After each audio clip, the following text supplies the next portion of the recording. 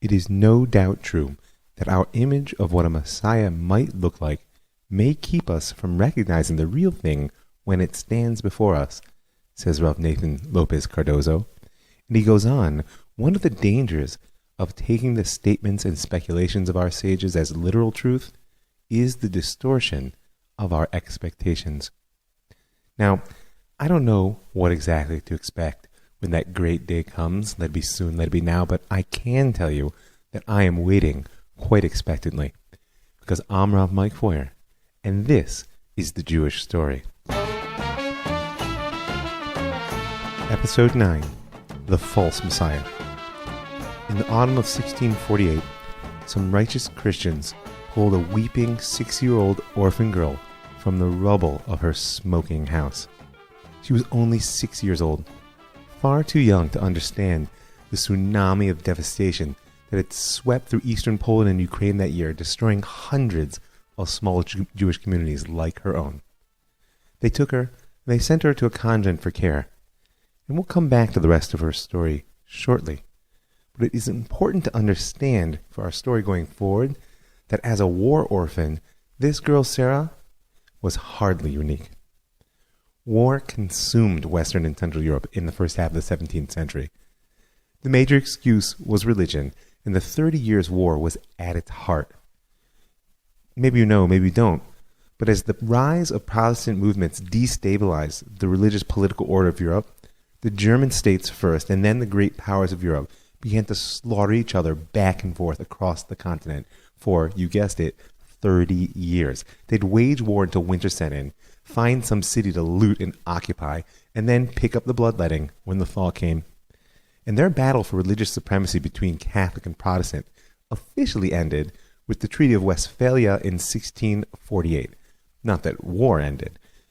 And it's worth it for us just to put our finger on that Treaty of Westphalia, to note that by accepting multipolar Christianity and by affirming the existence of states whose power would ultimately transcend religion, this treaty marks a major step in the shift of primary social identity from religion toward nationality in Europe.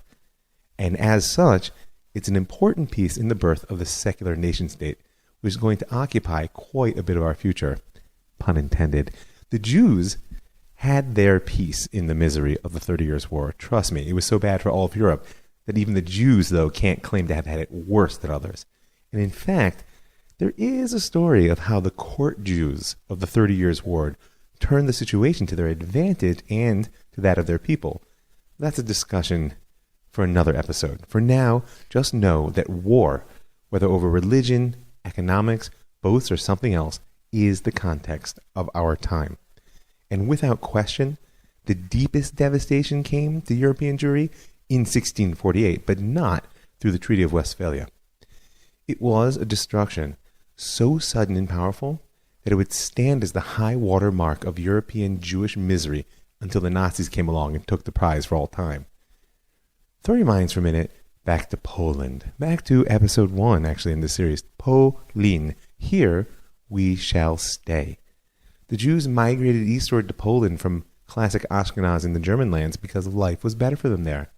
And as the Polish kingdom itself expanded eastwards, the Jews followed in its wake. Not just in its wake, actually. They were often the pioneers of this new hinterland of the plains and forests of eastern Poland and what we know as the Ukraine. Just to give you a sense of how good it was as Poland expanded, in 1500, Jews were less than 0.5% of the Polish population. By mid-17th century, where our story takes place, they're pushing 2.5%. And almost 3/4 of them lived in a broad north-south bet from Lithuania up north through Belarusia to Ukraine and down to Ruthenia. These were lands, by the way, that were open to settlement in the second half of the 16th century, as Poland and Lithuania began a union that was going to dictate much of the dynamics of Central Europe over the centuries to come. And the Jews became the colonists of the new Polish state. They were everything from tinker to tailor, innkeeper to pawnbroker. And they were managers as well. The arrendators, right? They were the managers of the estates of the Polish nobility, large and small, which were carved out of these eastern lands. Now, the nobles themselves preferred to live back west off the profits, and the Jews were happy to help them. The real backbone of Jewish economy, top to bottom, was a license that was held by so many to distill and brew alcohol of all kinds. Do you hear the trouble coming? The local populace in eastern Poland and Ukraine was by and large Orthodox Christian, and they did not love the Catholic Poles, who quickly began to lord themselves over everything and everybody. And certainly, they had no love for their agents, the Jews. I mean, you have to start with the foundational Christian Jew hatred, which was so vicious and widespread in their day. But now, the Jews were actually the face and the active arm of their political and economic oppressor. So it didn't take many decades for this situation to explode. And the Khmelnytsky Uprising of 1648 was more than simply a tax revolt, which had happened repeatedly over the last decades. In part, that was because Bogdan Khmelnytsky wasn't just another Cossack with a talent for stirring up his brothers into anger by playing on their desire to free the Ukraine from their foreign oppressors. He was actually an able enough leader to overcome more than a century of hatred between the Orthodox Christian Cossacks and the Muslim Tartars. And as allies, they added a cavalry force to the powerful Cossack infantry, which finally gave them a fighting chance against the Polish army. And it was different because the Jewish agents of the hated Poles were so easy at hand, and all but defenseless, which is what made it the Khmelnytsky massacres as well as the uprising. Now, there's an ongoing historiographical battle about the number who actually died in the conflagration that finally erupted, and I'm not going to weigh in on it. The Jewish chronicles of the time mention 100,000 dead and more than 300 communities erased. The real numbers may have been closer to tens of thousands, as if that's okay, but numbers are less important to me than the impact of these events on our story. Polish historiography refers to the uprising as the potop, which I'm sure I'm mispronouncing, the period of the deluge, when, so to speak, the barbarians poured in from the east. The Jews called it gzerot tach v'tat, the decrees of the years 54, 08, and 09, which are the years in the Jewish calendar. And the Pinkas Medinat Lita, the community ledger of the Jewish community of Lita, records that, quote, the blow struck at the whole house of Israel when the hand of God went out against us, and many myriads of Israel fell, and they were strewn over the fields as prey for the birds of heaven, and were not even buried. The hand of the enemy also prevailed, and they stretched out their hands against the synagogues. Pinkas also says that at its meeting of 1650, the Council of Lithuania decreed 3 years of mourning in the wake of these massacres. There were prohibitions on wearing elaborate clothes or jewelry, and a declaration that no musical instrument be heard in the house of Israel, not even at weddings, for a full year. Now, Rav Natan ben Moshe Hanover was a historian, Talmudist Kabbalist, and an eyewitness to the uprising, and he chronicled its events in his work Yevon Mitzula, The Abyss of Despair. It kind of says it all, huh? Now, in the late 20th century, Yevon Mitzula would come under serious criticism for the claims that he severely overstated the numbers of casualty suffered by the Jews of the Ukraine. But in my opinion, this criticism misses the point.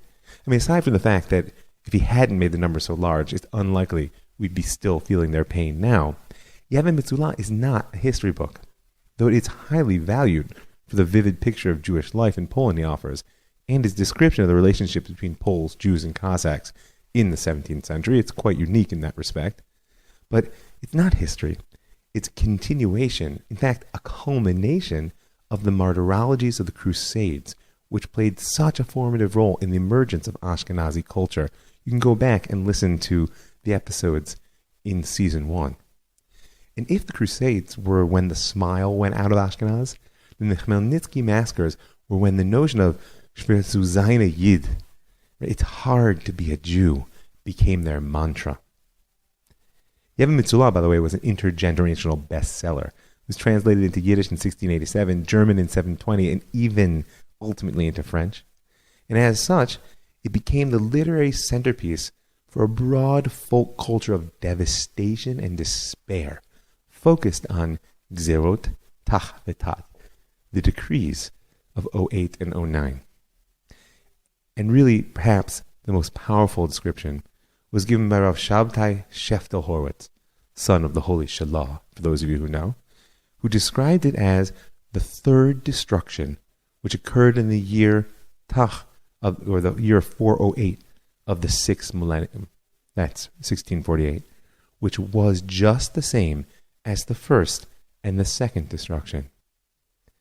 Meaning, in the eyes of the Ashkenazi Jews of their day, this was the equivalent of the loss of the first and second temples. And that's what's critical for us to take away.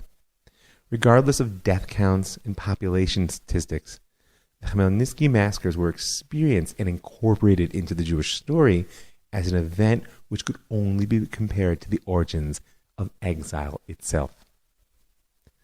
Now, there is more to this story than despair, because the massive relief efforts triggered by a tragedy of this scale can actually serve as a window on a key piece of the Jewish story in early modernity that we have not yet touched, and that's communal development.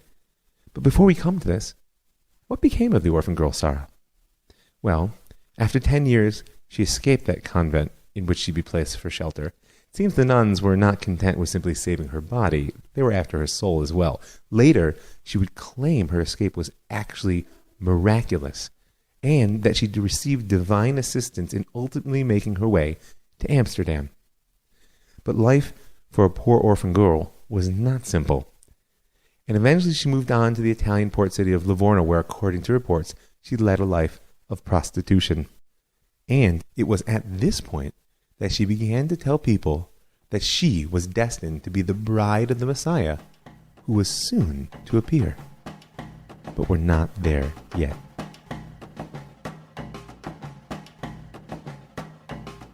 So communal development, we mentioned the power of the committee who ruled communal affairs in Amsterdam. The Mahamad is what they were called.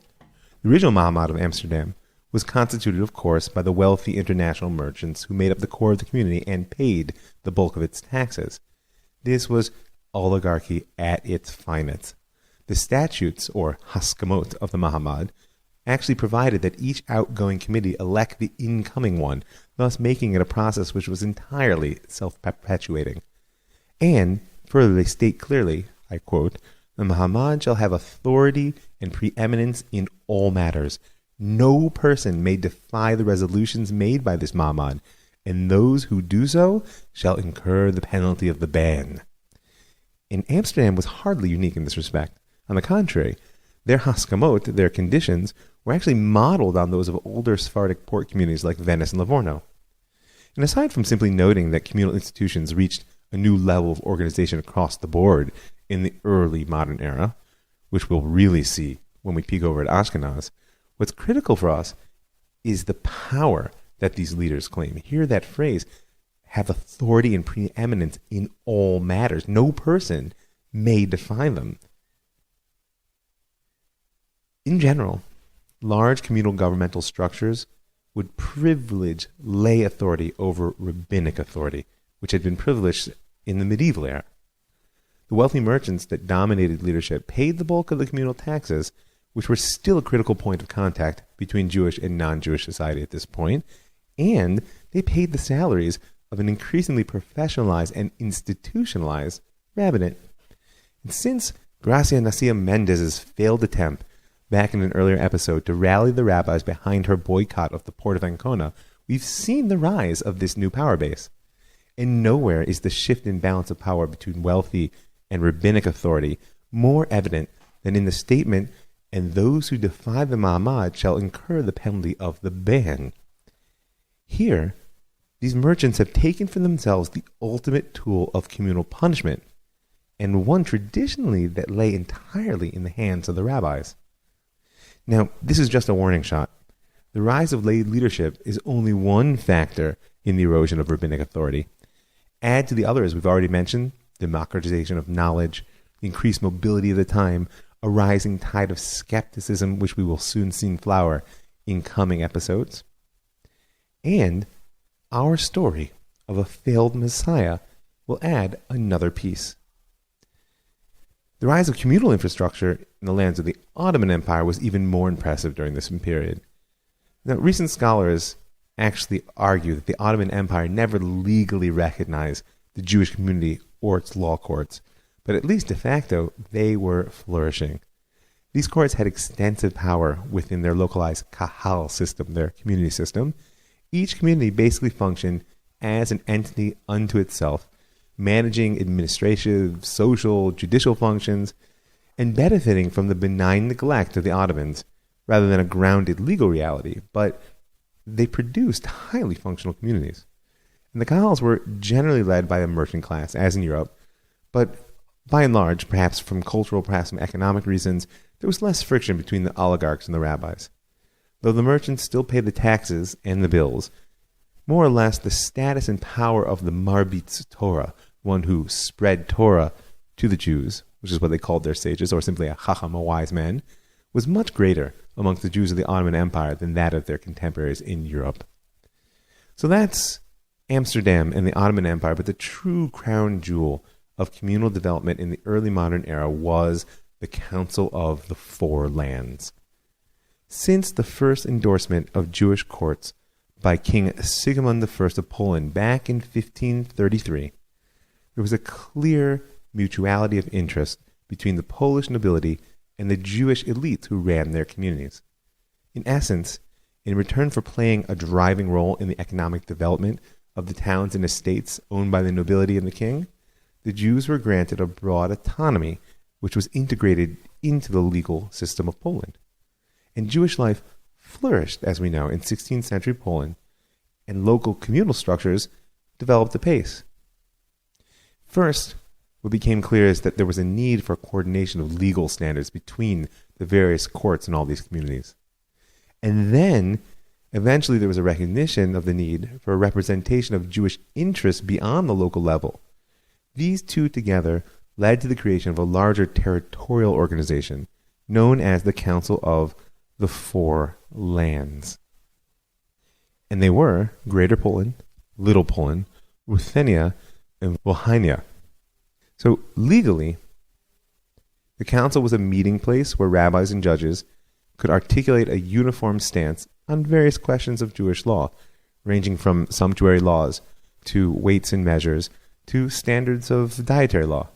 Politically, it was led by a small number of Jewish notables who served the governments of Poland and Lithuania largely as tax collectors for the Jews, and for whom the council was basically a federative parliament. And throughout the 17th century, communities from all four lands sent their representatives twice annually to meetings. Before the Passover holiday, they gathered at the Great Trade Fair in Lublin, and before the high holidays in the fall, at the fair in Yaroslav.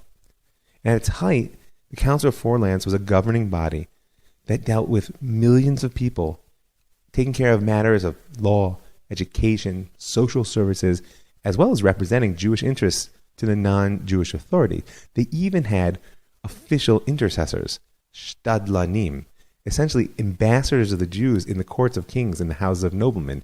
Now you should know that word shtadlan. We'll have to return to it as a discussion. It's a model of leadership which is quite disparaged in the Zionist Israeli discourse today, but was an effective means of a people who officially had no power, but nevertheless wielded quite a bit of clout, being able to get their way. The great Jewish historian Simon Dubnow called the Council of the Four Lands the quintessential model of Jewish autonomy in all of Jewish history. For me, the rise of the Council of the Four Lands, really in the late 16th century, but certainly reaching its height at our point in the 17th century, signals the transition of Am Yisrael from an exiled people to a nation in exile. They became basically a state within a state, and not coincidentally, just as the nation state is emerging as the model of organization for Europe. In addition, by the way, to the socio-political benefits which emerged from this level of communal organization, there was an incredible flowering of Torah in the Four Lands as well. We spoke about, in many places, the two critical factors which, in my eyes, are required for the Torah to flourish. Number one, geographic concentration. You got to have a lot of Jews. And number two, relatively autonomous courts. They have to be left to their own devices. And Poland had them both in abundance. Through the council, greater rabbinic authorities could adjudicate law on a scale perhaps never before seen, and Am Yisrael did not lack the great personalities prepared to do so. These sages were known as the Nosei Kelim of the Shulchan Aruch, literally his armor bearers, or perhaps his cup bearers, if you want to use a less militant metaphor. They took Rav Yosef Karo's foundational work of codification and built upon it a living world of Torah law. Names like Rav Yehoshua Falk, author of the Sefer Meir Denaim, Rav Mordechai Yofi, author of the Levush, Rav Shabtai ben Meir Cohen, also known as the Shach, and perhaps greatest amongst them all, Rav David Halevi Segal, author of the Turei Zahav, the Taz. Now, Rav Segal's life reads like the classic story of a Torah sage. Born into a rabbinic family, his genius apparent from a young age. In the beginning, his chief teacher was actually his older brother Yitzchak. But when he came of age, of course, he was married off to the daughter of another famous sage, Rav Yoel Sirkis of Brest, who's known as the Bach, and he continued his studies under his father-in-law. Moving on to the big city, to Krakow, he filled minor rabbinic posts in several small Polish towns and, of course, lived in terrible poverty, until in 1641 he became rabbi of the ancient community of Ostrog, and there he established a yeshiva whose fame was soon to grow throughout the Four Lands, because it was here that Rav Segal wrote his commentary on the section of the Shulchan Aruch called Yored Dea, which is basically on the permitted and the forbidden. Published in 1646, it was known, as I said, as the Turei Zahav, the Rose of Gold, and was quickly accepted as one of the highest authorities on Jewish law in its day. From that day forward, Rav Segal became simply known as the Taz. It was common at this point in rabbinic history that people became their books. And in light of his great works, the Council of the Four Lands eventually would declare his authority to be greater than that of any of his contemporaries. They did it posthumously, but it's impressive nonetheless. Now, 2 years after the publication of his commentary, the sweetness of success in Torah was tempered by the bitter reality of exile, as the Taz and his family fled the Khmelnytsky massacres. And like so many other Polish Jews, he returned when the wave of violence subsided, and the Taz would play an important role in rebuilding communal life in the wake of that tragedy. Now, there's one more interesting note, which ties the Taz into where our story is headed, into the false Messiah, in more than just a background fashion. Because in 1666, right at the end of his life, and at the height of the excitement around the advent of the Messiah, the Jews of Poland sent an embassy to investigate this man who claimed to be the Redeemer. And the two scholars chosen were the remaining sons of the Taz. They returned quite impressed, and bearing a gift from the Messiah for their Holy Father, a white silk robe, and a letter promising to avenge the wrongs of the Jews of Poland. So, who is this Messiah of whom we speak? Shabtai Tzvi was born in the thriving port city of Izmir in Ottoman-ruled Greece in the year 1626. Tradition has recorded that he came into the world on the 9th of Av, but like so much else in his life, it's impossible to know if this is true, or it's just an attempt to make his life conform with that of the long-awaited Redeemer, who our sages thought would indeed be born on the same day on which the temple had been destroyed. His father, Mordechai Tzvi, became wealthy in Izmir as it emerged as a critical port in the 17th century. It's a story unto itself. It's worth it to check down the history of that city. And his two brothers, Elijah and Yosef, were wealthy with their father, but young Shabtai was destined by his family to become a chacham, a member of the rabbinic elite. And indeed, he received rabbinic training. And in all the bitter detractions that were written about him later, he's never called an ignoramus. And it also seems at this point that he had taken to the mythic world of the Zohar and what he encountered of the new Torah coming out of Sfat. He had a compelling voice, apparently was a wonderful singer, a beautiful face, and a strangely charismatic personality. A circle of young admirers had gathered around him to study even before he officially left the yeshiva. Now, we know from the records that his early life was marked by periods of profound depression, alternating with absolute heights of exaltation and euphoria, and there were extended periods of just calm normalcy in between.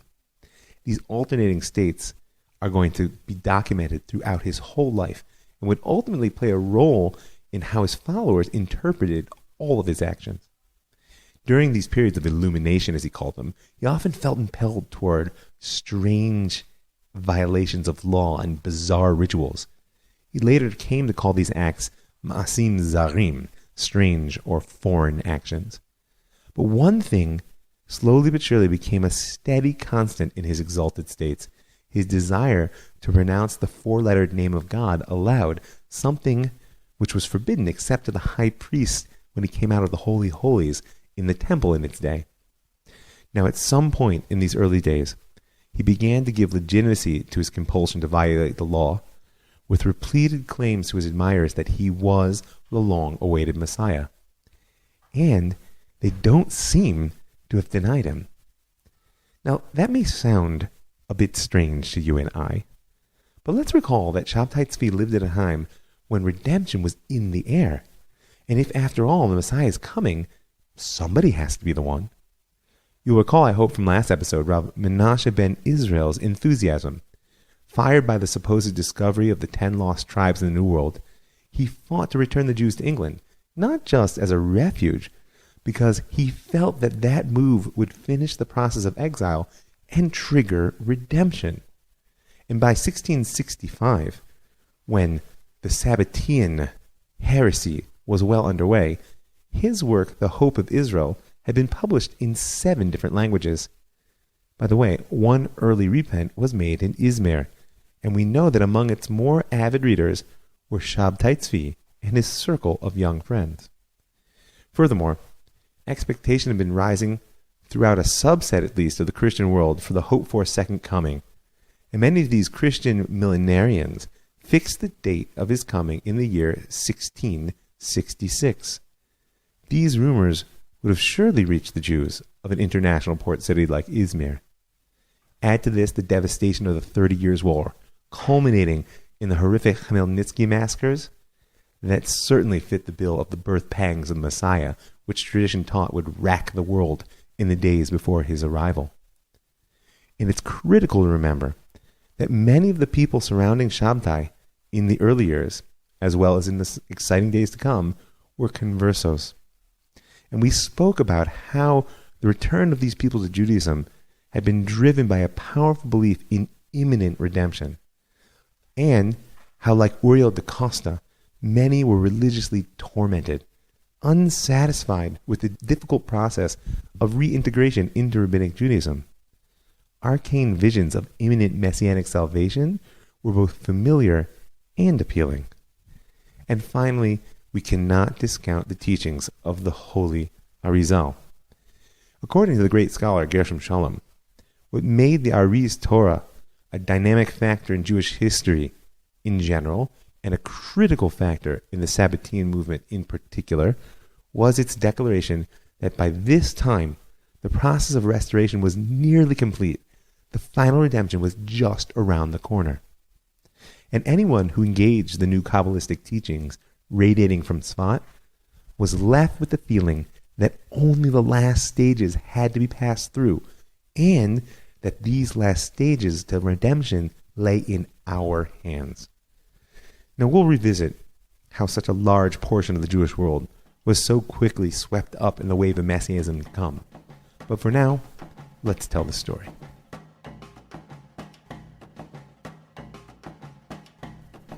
Somewhere between 1651 and 54, Shabtai Tzvi's eccentric behavior and messianic claims finally led the rabbinic authorities to intervene.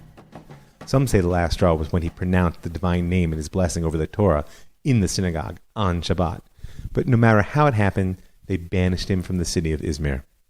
He moved on to another major port city, Salonika, and quickly gathered many friends and admirers. But this stay also ended in disaster when, gripped by one of his manic states, he celebrated a wedding under the chuppah with a Torah scroll. Expelled by the rabbis once again, he moved on to Constantinople.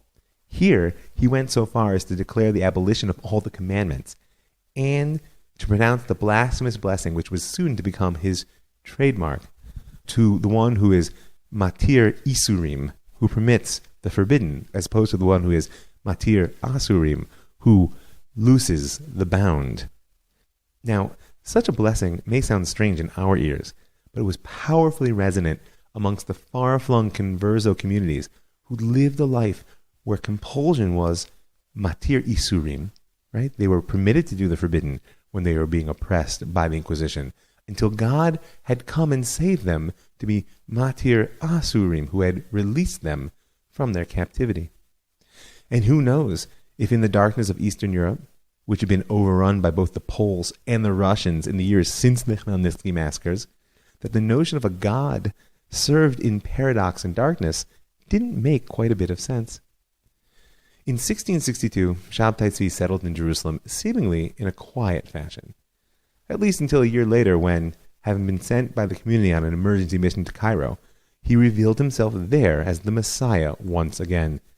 A new circle quickly formed around him, and soon they brought to their master reports of a young refugee girl from the Khmelnytsky massacres who was wandering the ports of the Mediterranean, claiming to be the bride of the Messiah.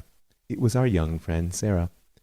Further rumors, which hinted of her immoral behavior, came as well, but they only reinforced his purpose, and he sent for her at once. And Shabtai Tzvi married the orphan girl Sarah in Cairo on March 31st, 1664. He explained to his followers that such a wife had actually been promised to him by God in a dream, because he, as the Messiah, must begin his mission by following in the footsteps of the prophet Hosea, who also was commanded to take a prostitute as wife. All were duly impressed. But the real turning point in Shabtai Tzvi's messianic career came with the news that a man of God had appeared in Gaza. You should know, by the way, that at this point Gaza was a major Jewish community.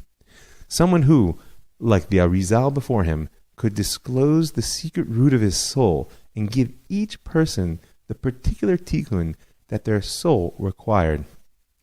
Now, it seems from some of the early documentation that our young visionary actually originally went to Gaza in order to find a restoration and a fixing and peace for his soul and finally get out of this manic depressive state that was torturing him into believing he was the Messiah.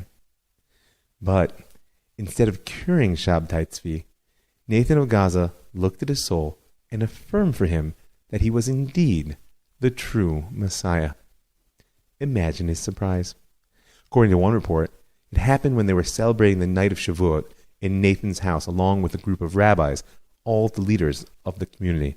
Nathan fell into a trance, and when he awoke, he suddenly announced that Shabtai Tzvi indeed held the high rank of Messiah before the entire assembly. And this public acclamation was all Shabtai needed to hear. On the 17th of Sivan, he declared himself publicly as the Messiah and swept with him the entire community of Gaza, including its rabbi, Yaakov Najara. The news spread like wildfire throughout the Holy Land, as you would think it must, but it quickly encountered strong opposition from the sages of Jerusalem. So Shabtai Tzvi gathered his people and rode up from Gaza to Jerusalem, followed by the masses. In kingly fashion, he circled the holy city 7 times, dressed in white on horseback, winning over some of the rabbis inside with nothing but his majestic presence. And though he was ultimately allowed in, the majority of the sages stood against him and soon banished him from the city. This slowed nothing down. Nathan was now both prophet and Elijah, announcing Shabtai Tzvi as the Messiah to the world. He began to send out letters to the surrounding communities, calling for a mass movement of repentance which would smooth the way for the coming redemption. Now, this was both powerful and clever because there was no better way of winning the hearts of the faithful while disarming the opposition of the rabbinic authorities at the same time. He couldn't protest a repentance movement. And not to mention, it might have actually helped bring the world a little bit closer to redemption, depending on what kind of repenting was actually being done. He proclaimed the fast of the 17th of Tammuz to no longer be a fast, but rather a day of joy in Gaza and Hebron. And more letters went out to the broader Mediterranean world, telling of the wondrous deeds of the Messiah and his prophet. The most outrageous rumors began to circulate amongst the Jews of Europe. One even claimed that the lost 10 tribes were actually marching at that moment under the command of a saintly man of God aiming to conquer Mecca. In September 1665, Nathan addressed a much longer letter in 2 parts. The first announced the spiritual revolution which had taken place in the hidden worlds with the arrival of the Redeemer.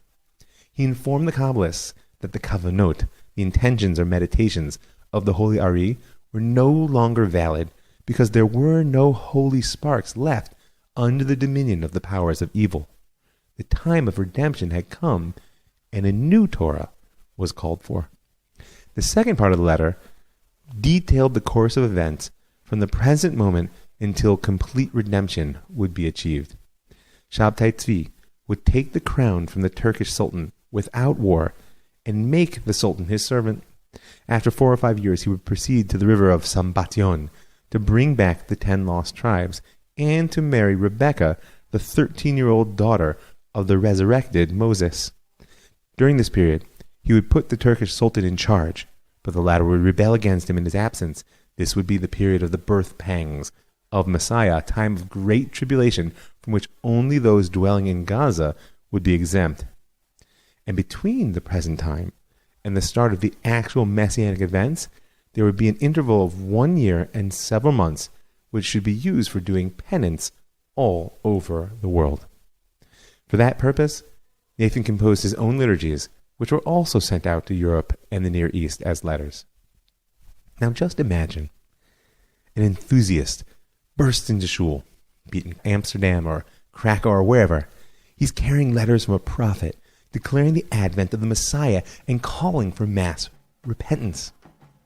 Why is it he evoked ecstatic hope and excitement instead of mockery and scorn?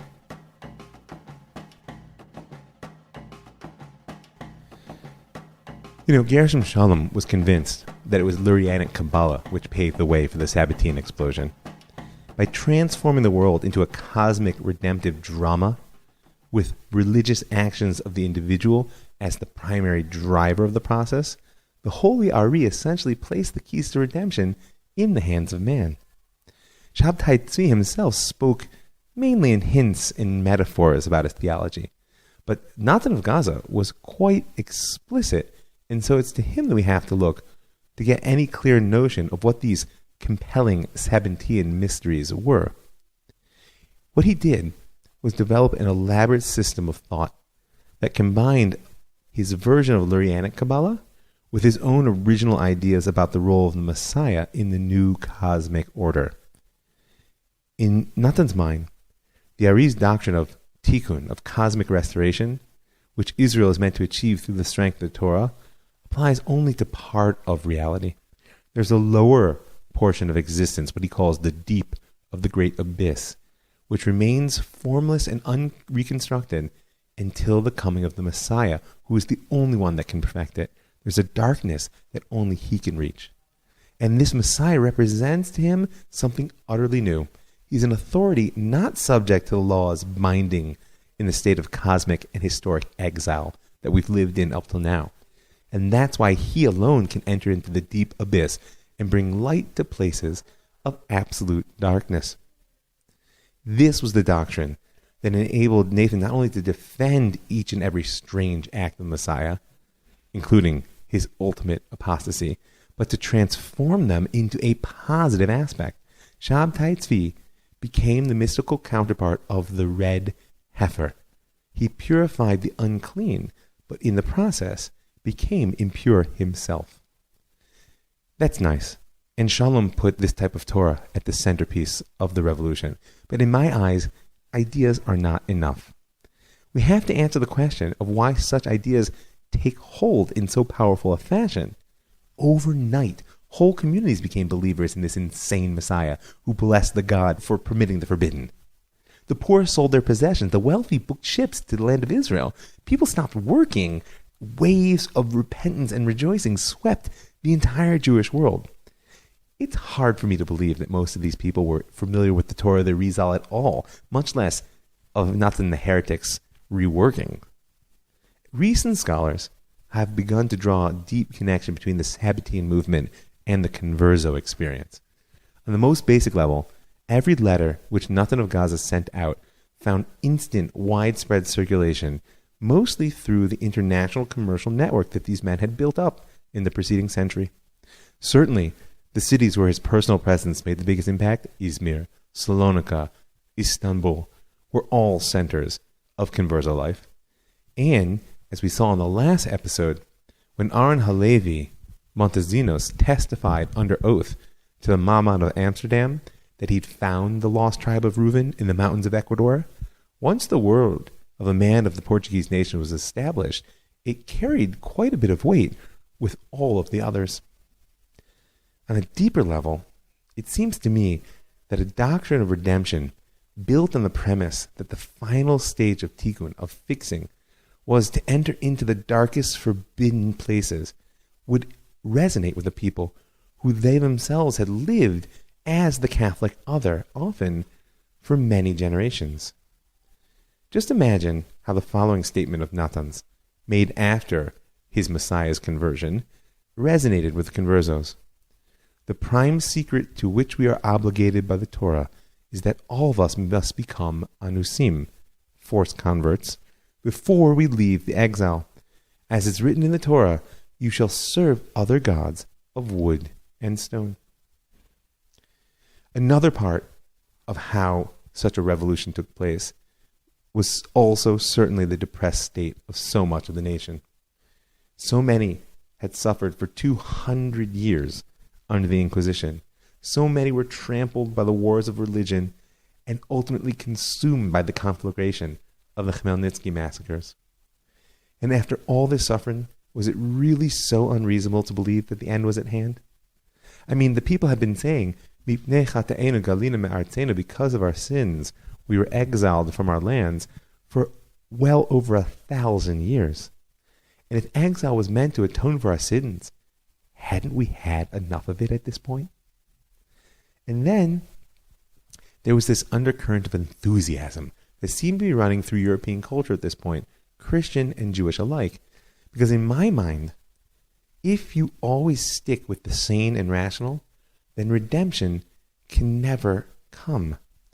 The task of the Redeemer, of Am Yisrael as a whole, and really of conscious humanity, is to connect the finite in the infinite.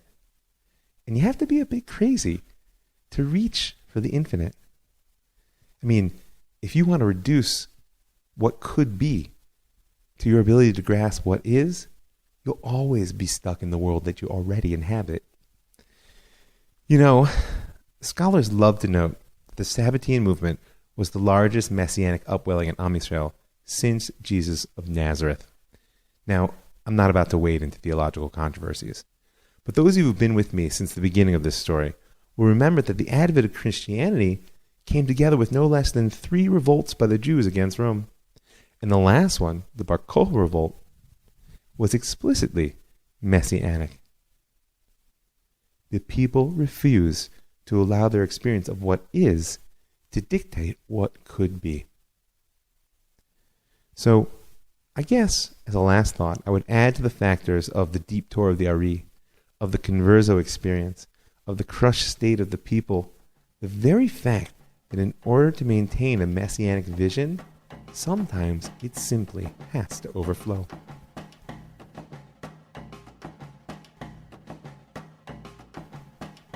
So the new Messiah, rejected in the holy city, moved on. When he passed through Aleppo, a great commotion flared up with the first appearance of what was known as Sabbatian prophesying. An account is provided for us actually by Rav Raphael Supino, who joined the ranks of the Sabbatians. I quote, "The spirit of the prophets and prophetesses has been established outside the land of Israel. I saw with my eyes a young student who recited biblical passages and while speaking lost use of his limbs and was almost without pulse. Then he said, 'Shabtai Tzvi is our king and our savior, the righteous teacher, crowned with the most high crown. He will rule over all the land and the hosts of heavens.'" And he went on. At the end he says, "A person may lie about all things, but with a pulse, nobody can deceive." A revivalist atmosphere gripped from Aleppo down to the land of Israel. Reports of the appearance of the prophet Elijah became commonplace. A fund was actually set up to care for those who would be affected by what was assumed to be a widespread halt to all commercial activity. Meanwhile, Shabtai Tzvi returned to his hometown of Smyrna. Now the rabbis there remembered him, and they'd received a warning letter from the rabbinate of Constantinople detailing our Messiah's excommunication in Jerusalem, but at first they took no action against him. It was only when, in a state of wild ecstasy, he began to whip the people up once again with his strange axe. They made an attempt to control him then, but it was too late. News of the Messiah began to stream out from Smyrna from Jewish sources, as well as through the English, Dutch, and Italian traders who filled the port. The presence of a critical mass of believers spurred Shabtai Tzvi on, and during the week of Hanukkah he began to, quote, do things that seemed strange. He pronounced the ineffable name, ate forbidden fats, and did other things against the Lord and his law, even pressing others to do likewise. Quickly, a deep rift developed between the believers, who were now a majority of the community in Smyrna, and those who he labeled as infidels.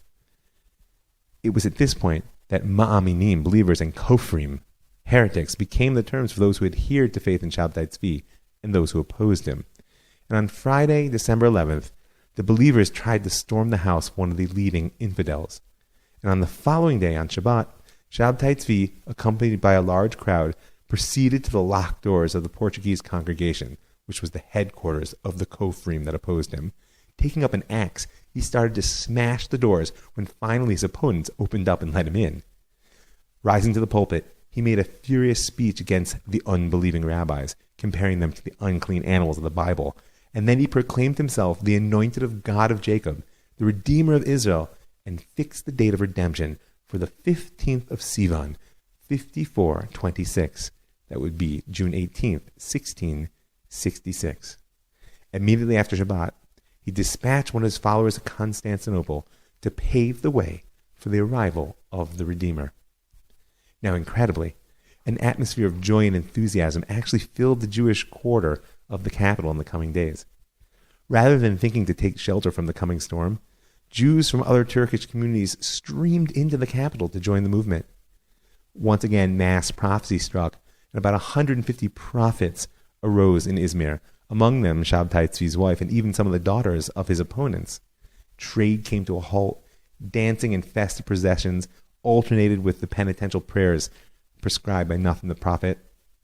And Shabtai Tzvi finally sailed to Constantinople on December 30th, 1665, with the goal of taking the Sultan's crown.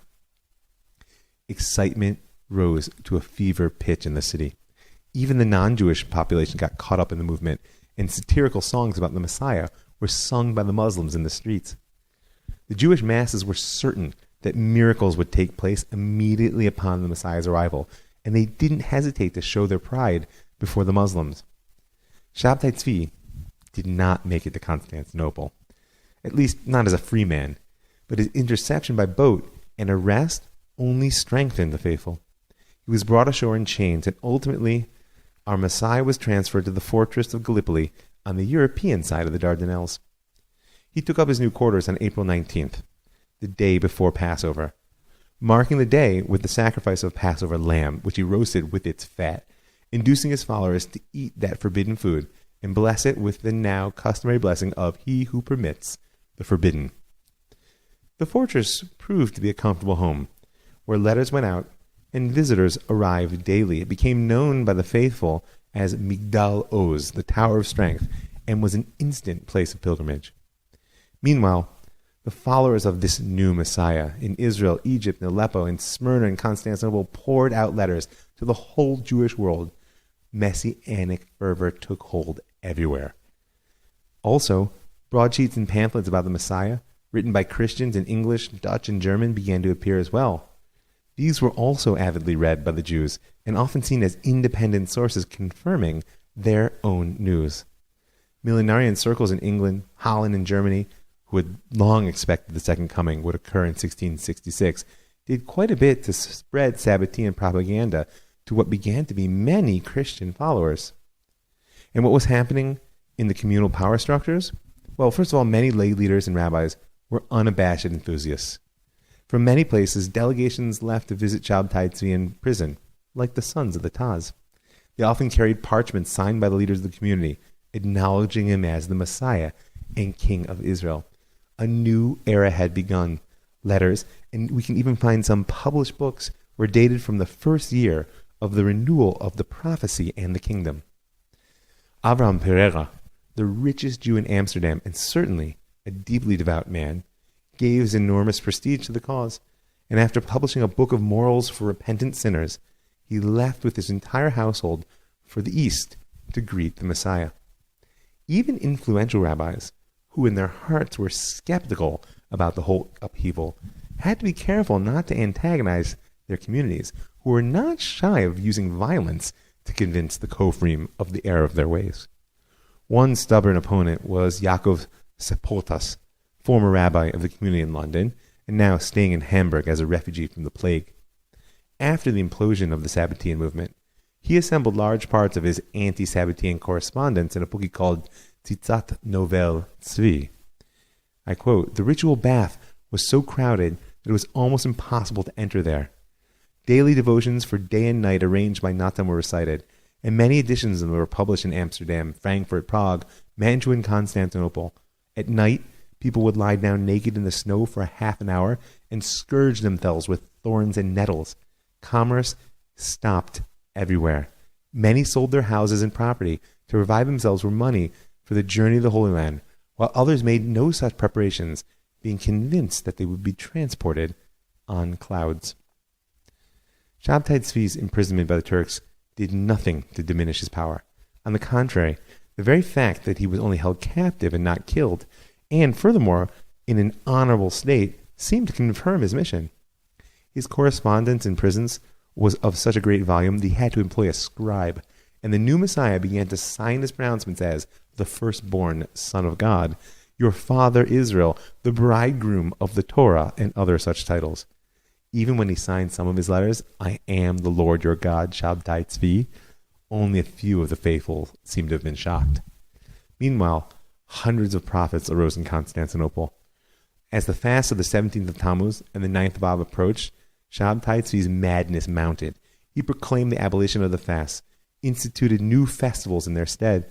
The 17th of Tammuz became the day of the revival of Shabtai Tzvi's spirit. The breaking point came from an unexpected quarter. A Polish Kabbalist, Nehemiah Cohen from Lvov, came to see Shabtai Tzvi on behalf of some Polish communities. Their meeting, however, didn't go well. It seems an argument erupted between them over Nehemiah's own role in the redemption, since he himself claimed to be the Messiah, son of Joseph, whose appearance would precede that of the Davidic Redeemer. Needless to say, his host rejected this assertion. As the discussion deteriorated, Nehemiah suddenly turned to the Turkish guards and declared his willingness to immediately adopt Islam.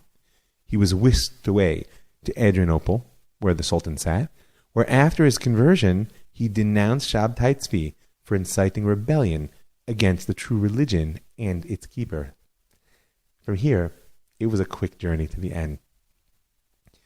Messengers arrived from Adrianople, and the Messiah was brought before the Council of State in the presence of the Sultan, who watched through the latticework of his chamber above the court.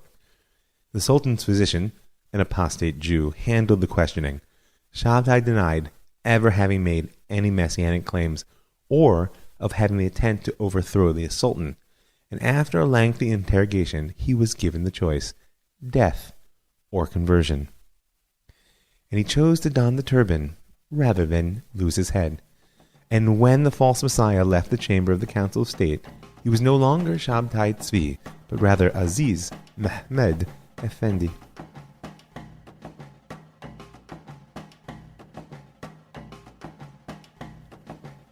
For many of the Shabbetai enthusiasts and believers, their experience of messianic awakening had taken on the nature of a new spiritual reality.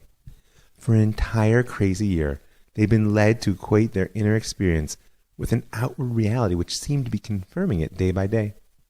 But now, with Shabtai Tzvi's apostasy, they were faced with a cruel dilemma: to admit that their most precious inner belief had been false, and that the man that they had followed in the outside world as Redeemer was actually an impostor, or to hold fast to that precious inner reality of redemption and seek a way to justify what appeared to be its failure in Shabtai Tzvi's apostasy.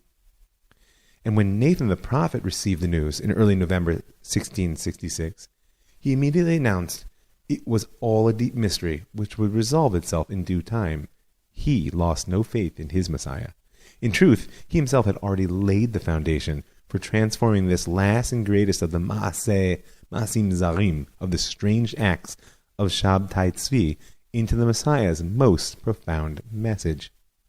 His apostasy was presented by Nathan as the fulfillment of a mission to lift up the holy sparks that were dispersed even amongst the Gentiles. In his eyes, the task of the Jewish people had been to restore the sparks of their own souls according to the demands of the Torah. But, as we said, there were sparks which only the Messiah himself could redeem.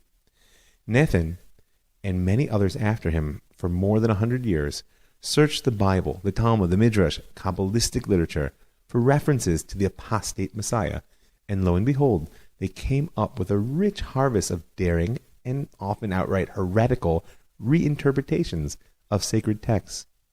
Once this basic paradox was accepted, everything seemed to fall in line. All the problematic acts of the biblical heroes, all the strange tales of the rabbinic Agadah, and many of the enigmatic passages of the Zohar, everything seemed to point to the outrageous behavior of the Messiah. Meanwhile, after the bubble burst, the shame of the morning after set in all over the Jewish world. I mean, they all had to show up in shul the next morning and look each other in the face. Ma'aminim and kofrim alike. The rabbis and communal leaders, particularly in Turkey, tread very lightly. The primary policy was to hush the whole affair up. In fact, they wanted to calm excitement by pretending that little had actually happened. And people were happy to oblige. In their eyes, the best way to return to life in the normal state of exile was to ignore the whole course of events of the last year and let time cover over the wound. There was also an immediate active editing of certain events. We have found that in many communities of Italy, the pages of the communal records which recorded the events of this year were removed and destroyed, perhaps on the order of the rabbis. Official silence descended on literature published in Hebrew for many years. We're just not going to talk about it. And this attempt to rewrite the story of the heretic Messiah would become more intense with time, not less.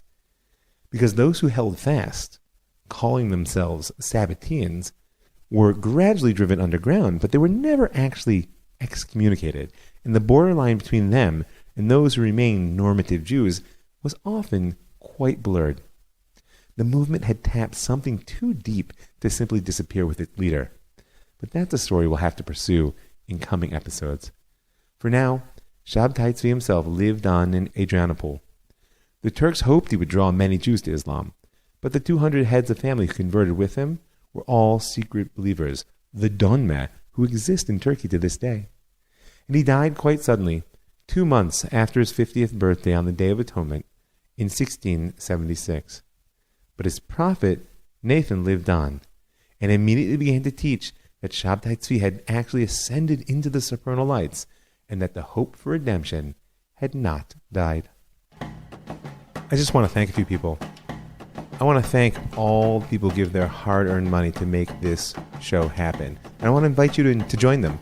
You can go to my Facebook page at Rav Mike Feuer, and you'll find the information there. You can send me an email, ravmikefeuer@gmail.com, or you can go directly to Patreon. That's www.patreon.com /mfeuer, and you can hit the patron button to become a per podcast supporter. I want to thank the folks at the Land of Israel Network for providing such an amazing platform for me to use. I want to thank the Pardes Institute, that's pardes.org.il, for allowing me to touch the hearts and minds of so many wonderful Jews. I want to thank Suam Yaakov because it's my home, and I want to thank you for listening, especially to this extra long episode. I'm Rav Mike Feuer, and this is The Jewish Story.